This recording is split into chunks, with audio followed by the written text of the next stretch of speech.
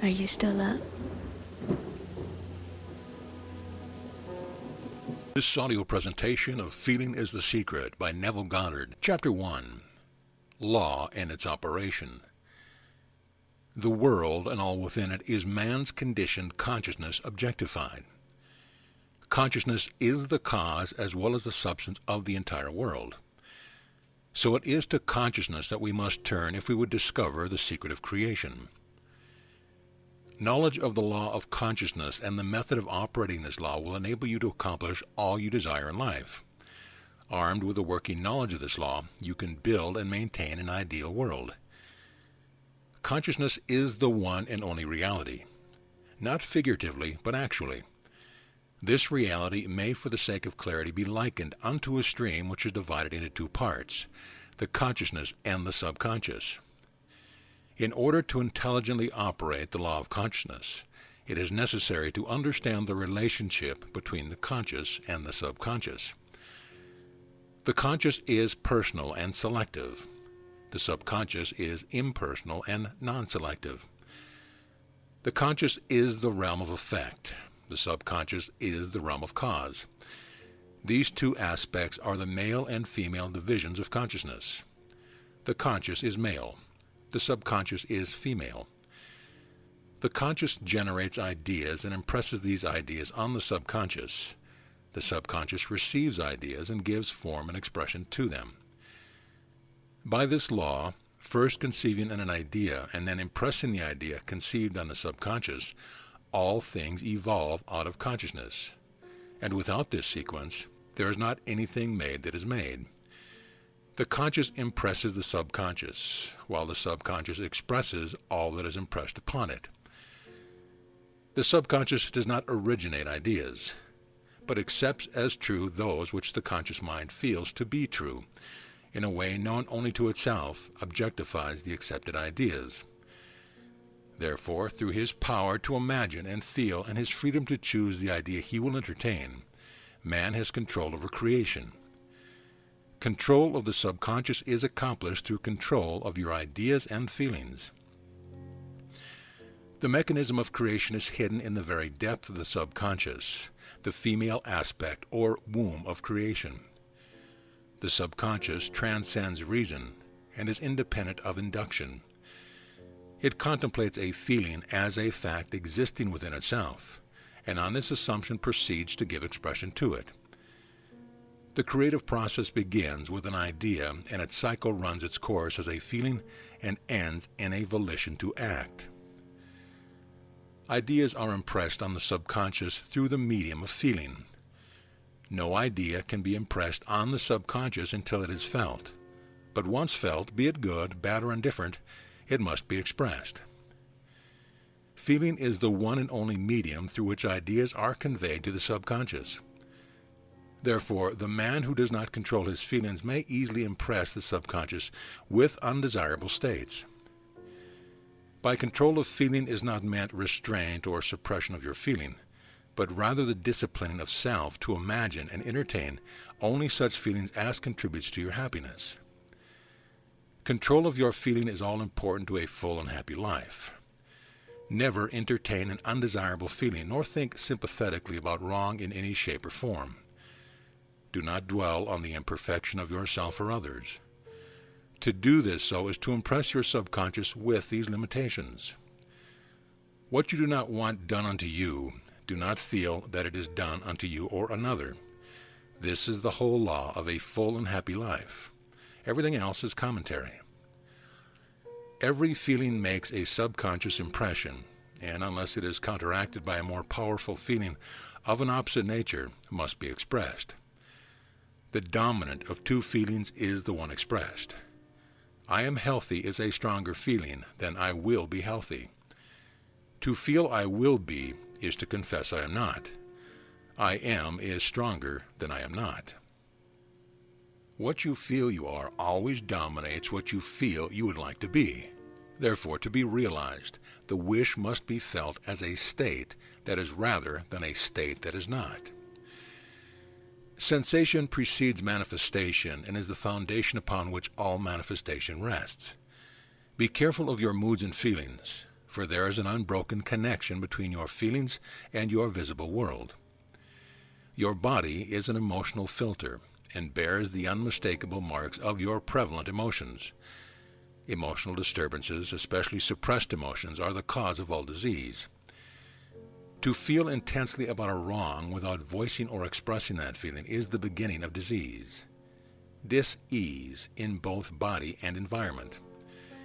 Do not entertain the feeling of regret or failure for frustration or detachment from your objective results in disease. Think feeling only of the state you desire to realize.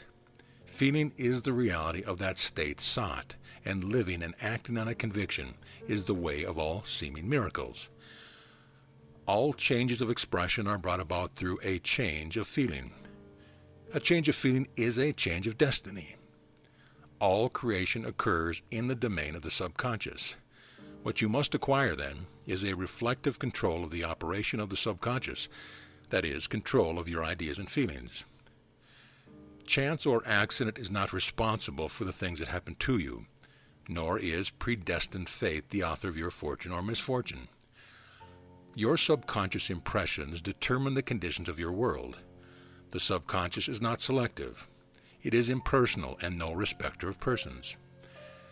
The subconscious is not concerned with the truth or falsity of your feeling.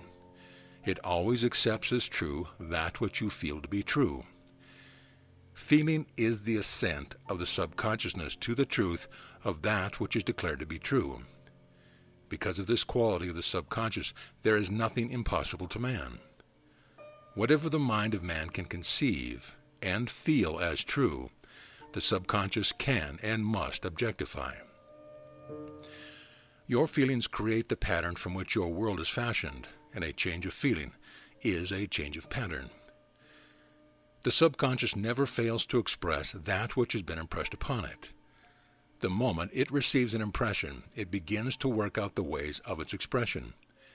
It accepts the feeling impressed upon it, your feeling, as a fact existing within itself, and immediately sets about to produce in the outer or objective world the exact likeness of that feeling.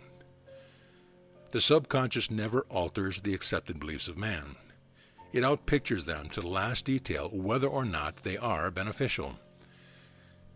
To impress the subconscious with the desirable state, you must assume the feeling that would be yours had you already realized your wish. In defining your objective, you must be concerned only with the objective itself. The manner of expression or the difficulties involved are not to be considered by you. To think feelingly on any state impresses it on the subconscious. Therefore, if you dwell on difficulties, barriers, or delay, the subconscious, by its very non-selective nature, accepts the feeling of difficulty and obstacles as your request and proceeds to produce them in your outer world. The subconscious is the womb of creation. It receives the idea unto itself through the feelings of man. It never changes the idea received, but always gives it form. Hence, the subconscious outpictures the idea in image and likeness of the feeling received. To feel a state as hopeless or impossible is to impress the subconscious with the idea of failure. Although the subconscious faithfully serves man, it must not be inferred that the relationship is that of a servant to a master, as was anciently conceived. The ancient prophets called it the slave and servant of man. St. Paul personified it as a woman and said, "The woman should be subject to man in everything." The subconscious does serve man and faithfully gives form to his feeling. However, the subconscious has a distinct distaste for compulsion and responds to persuasion rather than to command. Consequently, it resembles the beloved wife more than the servant. The husband is head of the wife. Ephesians 5 may not be true of man and woman in their earthly relationship, but it is true of the conscious and subconscious, or the male and female aspects of consciousness. The mystery to which Paul referred when he wrote, "This is a great mystery.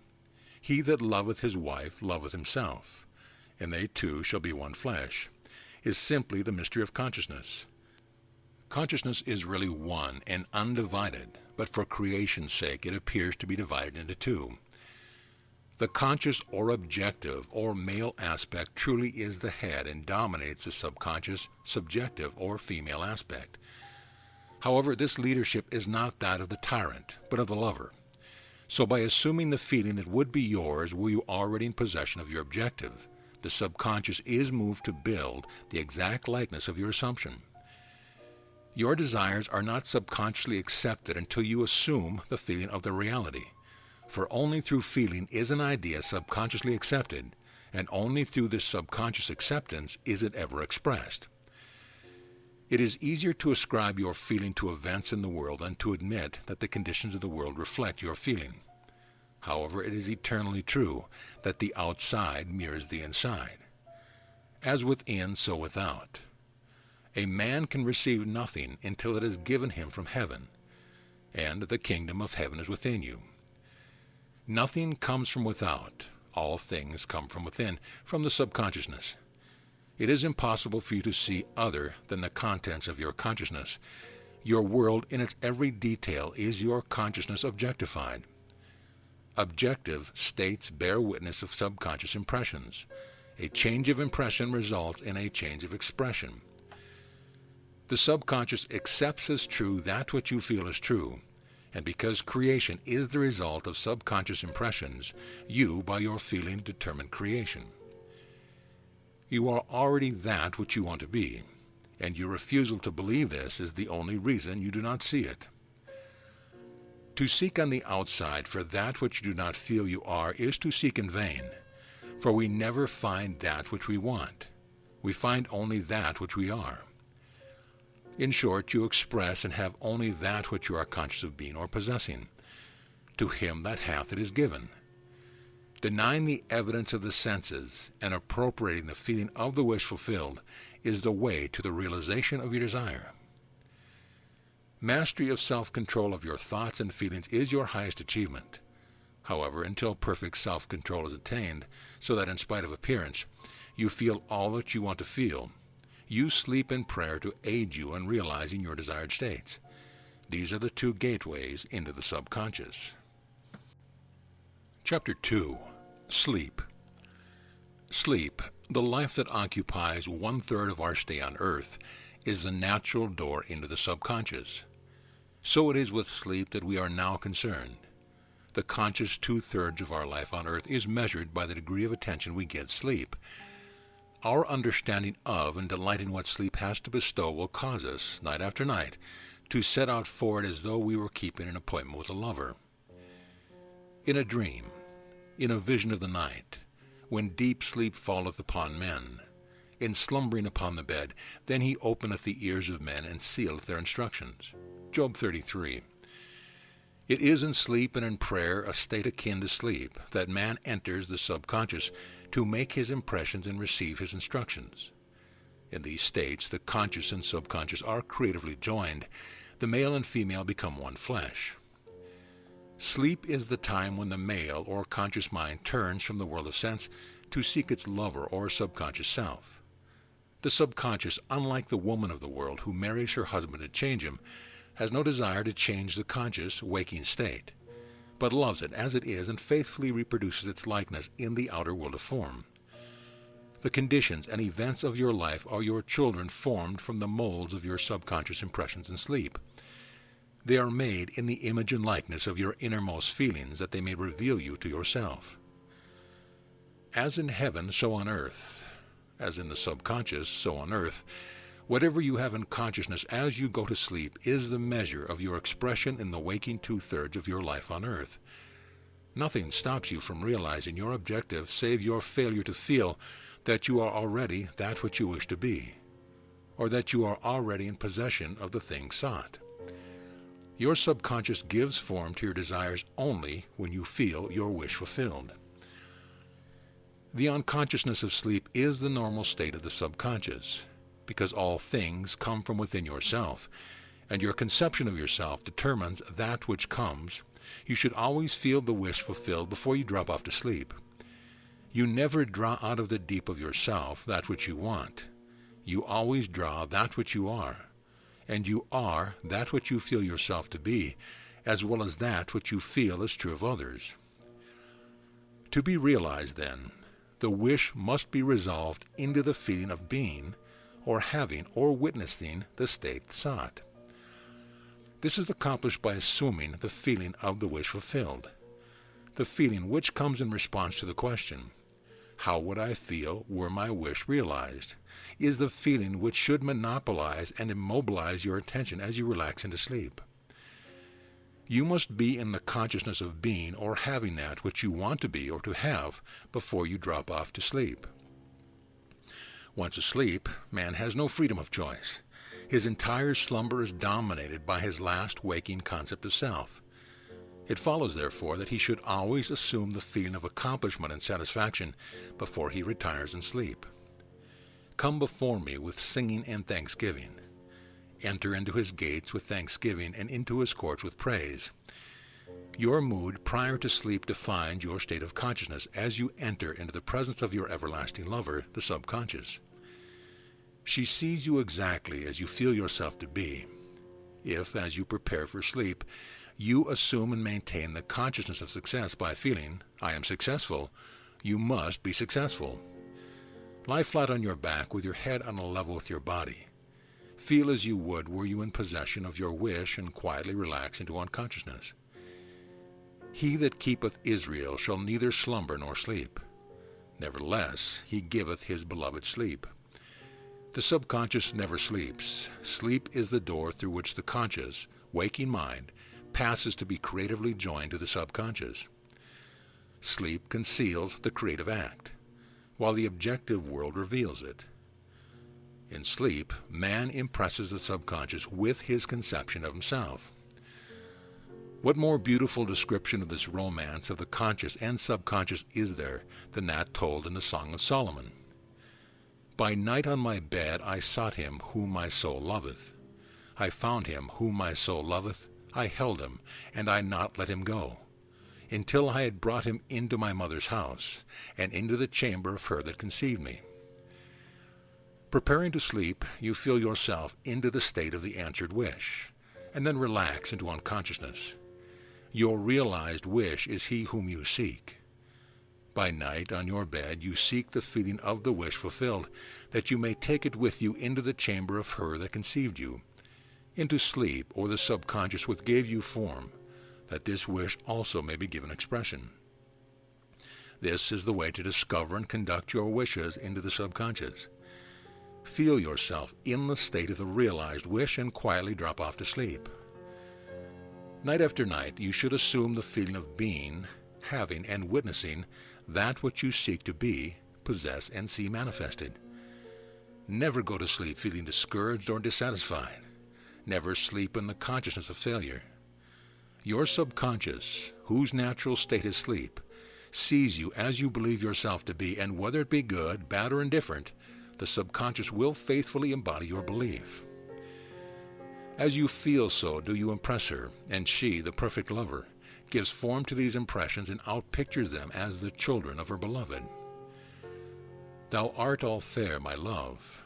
There is no spot in thee, is the attitude of mind to adopt before dropping off to sleep.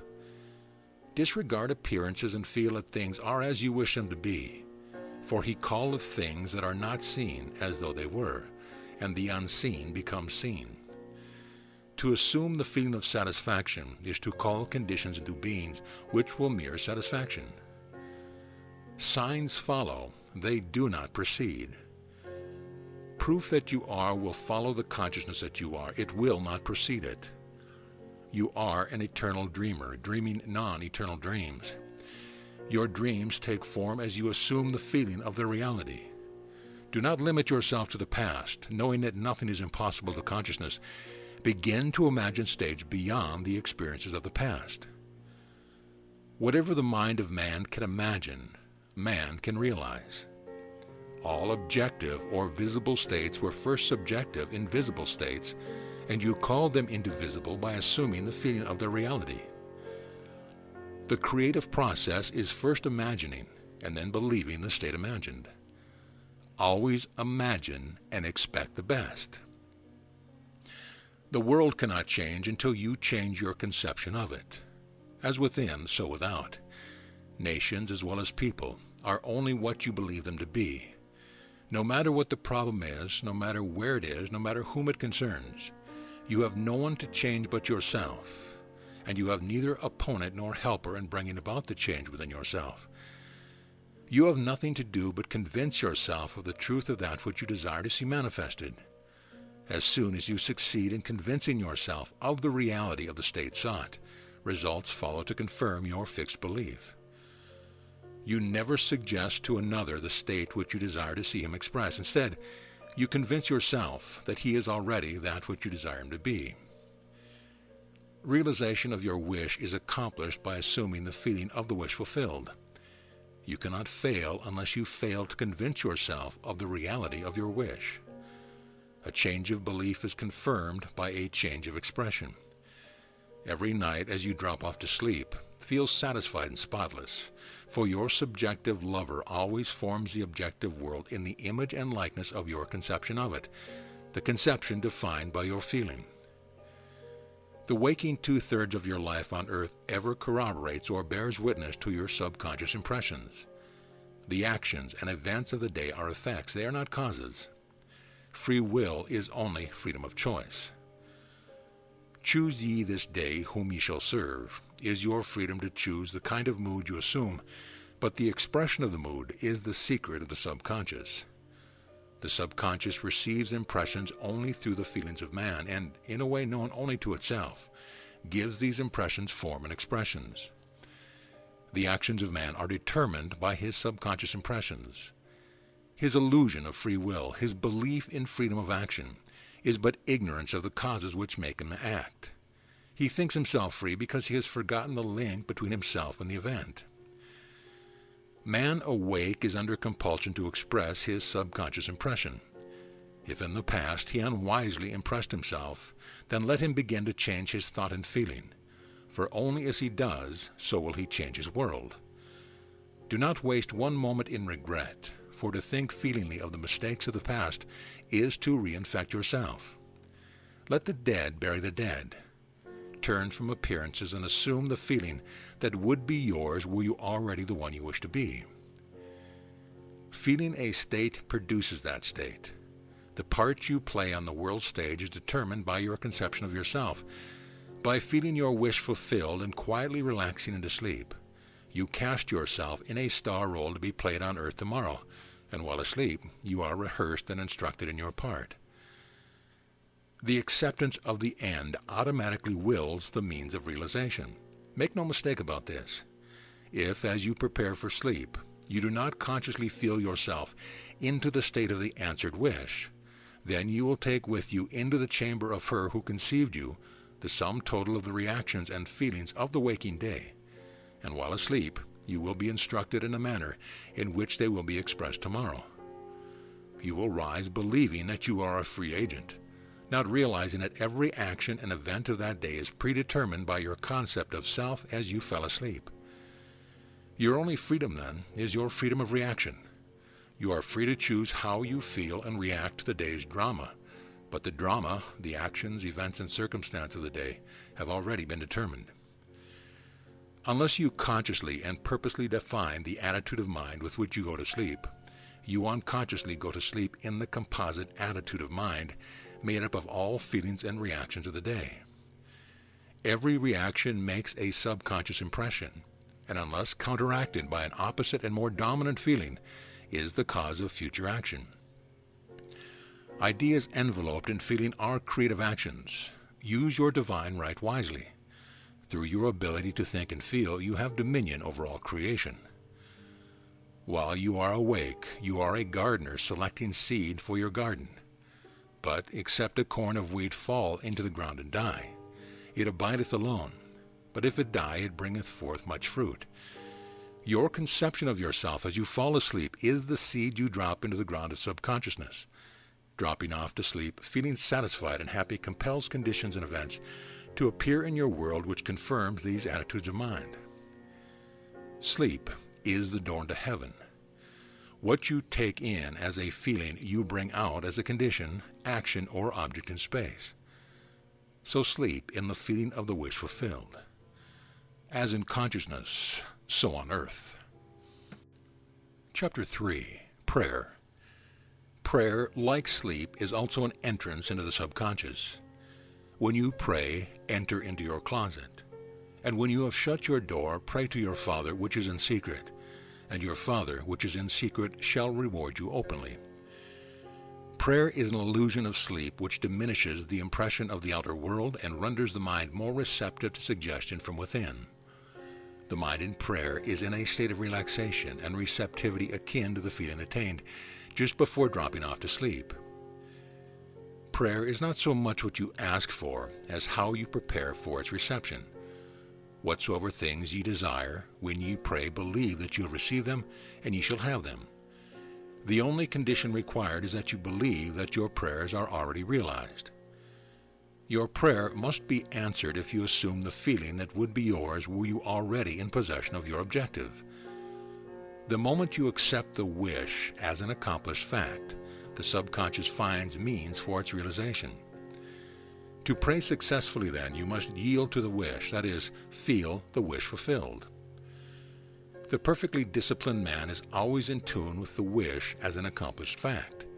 He knows that consciousness is the one and only reality, that ideas and feelings are facts of consciousness and are as real as objects in space. Therefore, he never entertains a feeling which does not contribute to his happiness, for feelings are the causes of the actions and circumstance of his life.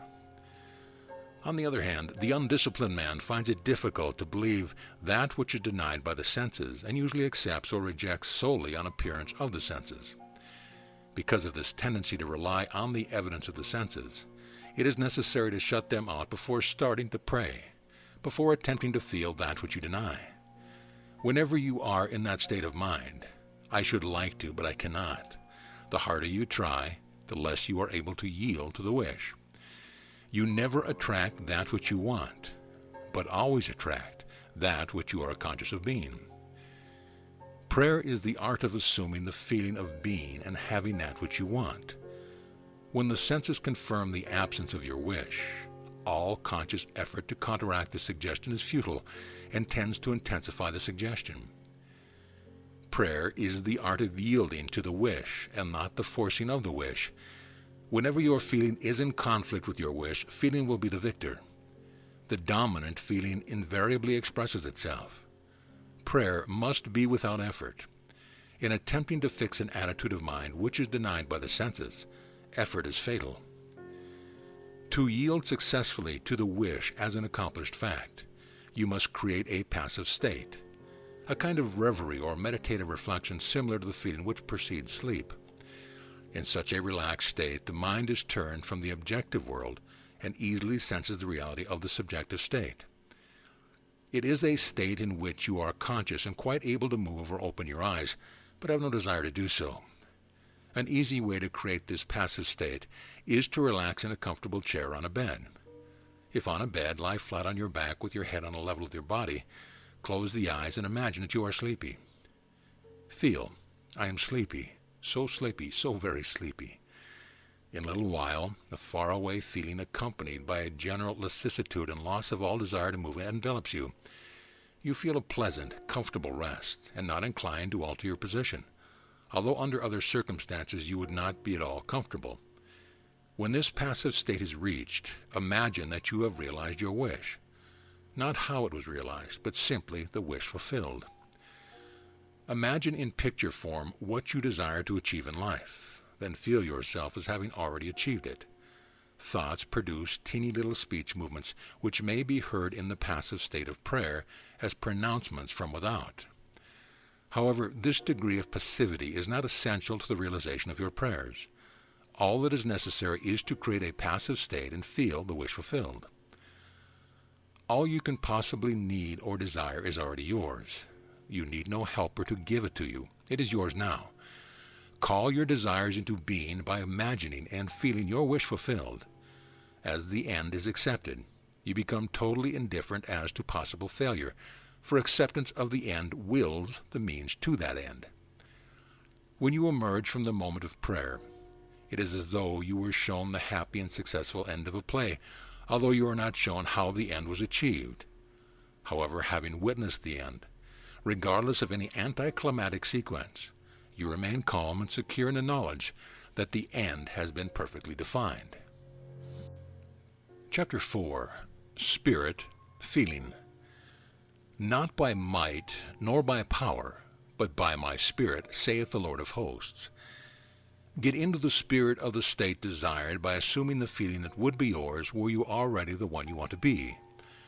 As you capture the feeling of that state sought, you are relieved of all efforts to make it so, for it is already so. There is a definite feeling associated with every idea in the mind of man.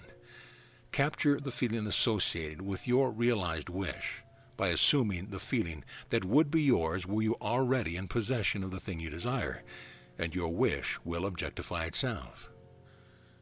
Faith is feeling. According to your faith or feeling, be it unto you. You never attract that which you want, but always that which you are. As a man is, so does he see. To him that hath it shall be given, and to him that hath not it shall be taken away. That which you feel yourself to be you are, and you are given that which you are. So assume the feeling that would be yours were you already in possession of your wish, and your wish must be realized.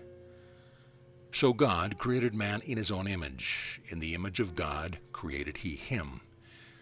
Let this mind be in you, which was also in Christ Jesus, who being in the form of God, thought it not robbery to be equal with God. You are that which you believe yourself to be. Instead of believing in God or in Jesus, believe you are God or you are Jesus. He that believeth on me, the works that I do shall he do also, should be.